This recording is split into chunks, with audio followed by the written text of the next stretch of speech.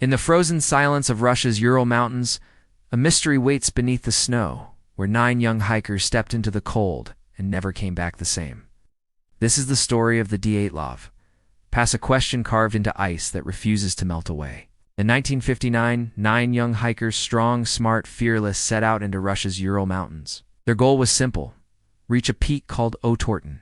In the language of the Mansi people who live there, Otorten means don't go there. But they went. No one knows exactly what happened next. Weeks later, rescuers found their abandoned tent slit open from the inside. Boots, coats, gear left behind in a frozen panic. The hikers fled barefoot into a deadly storm scattered in the snow. Some were found with crushed ribs, cracked skulls, but no signs of struggle, no other footprints but their own. One hiker's tongue was gone. Radiation clung to their clothes. It was as if the mountain itself decided they could not leave alive. I remember the first time I read the Dyatlov files yellowed, reports black and white photos of smiling faces before they vanished. It made me wonder what force can make 9 seasoned hikers rip through their own tent and run half-dressed into a blizzard at midnight. Over the decades, explanations have piled up like snowdrifts: an avalanche, secret weapons tests, a freak wind called infrasound that makes the brain spiral into panic. Each theory solves something, but never everything. A friend of mine, a Russian historian, once told me the Dyatlov Pass is not just a place. It's a question that never stops asking itself, and maybe that's true.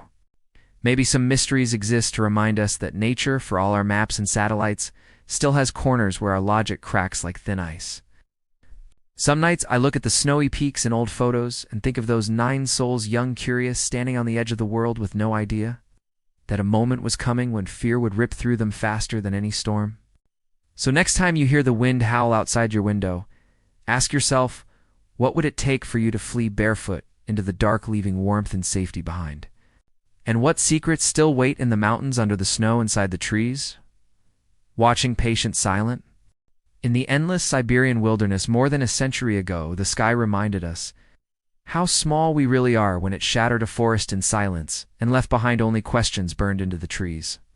On June 30th, 1908, deep in the remote Siberian wilderness near the Tunguska River, the sky exploded. Local hunters and nomads spoke of a blinding blue light tearing across the dawn sky, hotter than the sun. A shockwave rolled through the taiga, flattening trees like matchsticks, knocking people off their feet hundreds of kilometers away. In an instant, 80 million trees fell outward from an invisible point, a circle of destruction bigger than any city. When scientists finally reached the site years later, they found no crater, no chunks of meteorite, just endless rings of scorched trunks, all pointing away from a vanished epicenter. No one could quite explain how something so powerful could leave behind no trace except emptiness. Most believe a cosmic visitor arrived that morning, an asteroid, or a comet, exploding in the atmosphere before it could touch the ground. The blast was stronger than 1,000 atomic bombs, yet it spared the Earth a massive crater by burning up in the sky. But the truth is, no one saw the rock, no fragments have ever been found, and so the questions remain buried under frost and moss.